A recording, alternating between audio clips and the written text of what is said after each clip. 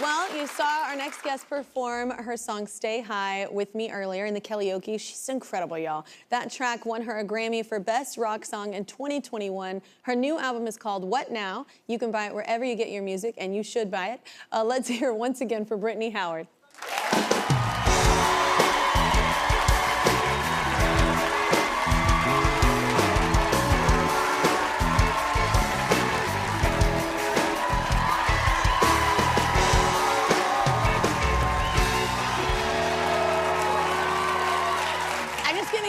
You're so incredible. Thank you so much for letting me sing with you. Yeah. Thank you for letting me sing with you. What do you mean? Did you realize it was going to be that big of a song, Stay High? Did you realize whenever you were doing it, like that was going to blow up like that? You know, honestly, I always had like this belief that the more uncomfortable you are when you're writing a song, the better it's going to turn out.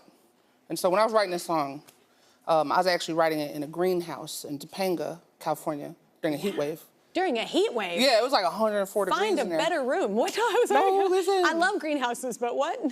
Yeah, it was like, I looked like I was in Breaking Bad in there. Like, I didn't have nothing on. I was in there trying to write this song.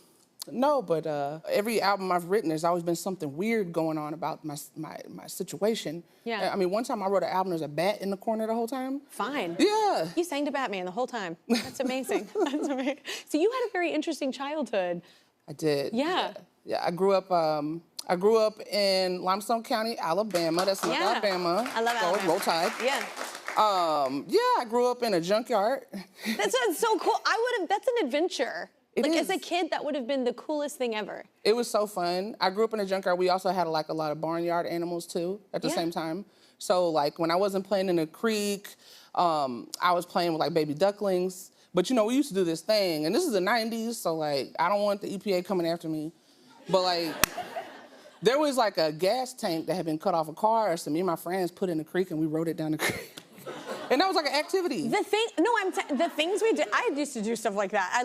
We lived in the middle of nowhere, and I was a Dateline special waiting to happen. I would just be by myself, getting lost in the woods, like what? Like walking into danger. But like, I would never let my kids do the things that I did growing up, but it was such a fun childhood. I feel like we grew up around this similar time. Yeah. And we did things that you shouldn't, but like, it was so fun. And I do think that it created creativity in all of us, and like adventure and all of that. And I feel like our kids, I feel bad, they miss out on a little bit of that. Yeah, you know, we ain't never gonna get tetanus. You know what I mean? I had to get, I stepped on several things I shouldn't have, and I had so many tetanus shots growing up. Did you ever have to have one?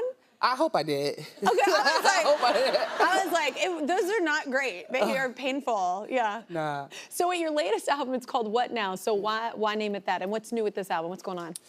The thing about this album is my tour got canceled from my last album, you know?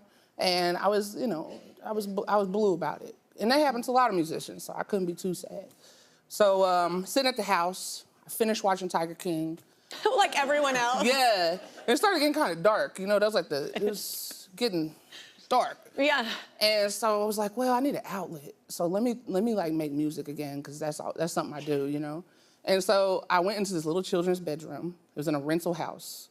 In a rental house, y'all, the furniture in it was just like, it was like Asian-inspired furniture and also racing cars. It was... Sure. So anyways, I'm in there and I'm like, I'm gonna make whatever comes out, whatever it is. I'm not gonna judge myself. And that's how I made this album. It was just like a journal trying to get me through this time, and it's all different types of music. I'm, you know, pushing the boundaries of genre. And I also got like some meditation bowls in it. And I just was doing everything that I wanted to. And I'm really proud of it. I love that. I love the pushing of the genres. I feel like it's never the artists that limit ourselves. It's always the people that work around us that are like, no, you have to fit in this little box in order to sell it. And it's such a weird thing to tell an artist. Yes. Who wants, you know, we're inspired by so many different genres of music growing up. Like, why not incorporate them? You know what I'm saying? That's what I tell the Uber driver every time when they ask me, what kind of music do you make? That's amazing. So wait, you... That's what I tell the Uber driver. You should do stand-up as well. So what do you want people, like, I hear that, and this is very important to me as well, what do you want people to do with this album? Like, because it feels like you want them to go old school again. Like, actually get the album, start from the beginning to end, and go on the ride, right? Listen, that's just something. That's how we grew up listening to music. Exactly. That's something we used to do. Yeah. You remember, like, you used to go to, like, the music store. I don't know if I can say New the name Music of the Tuesday, and then I'd show up, and that's where I'd use all my money. FYE, you know what I'm saying? Yes, yes. And you take your little pinky nail and you just go like this, and you open it. Yeah, well, it's like getting into NASA with that plastic, but the smell. There's a romance to listening to albums. You used to go on a date with this album. Yeah. Just sit down with it and get to know the person and really just... Spend hours in your room. Yeah. Yes, right after read the booklet, you know what I'm saying?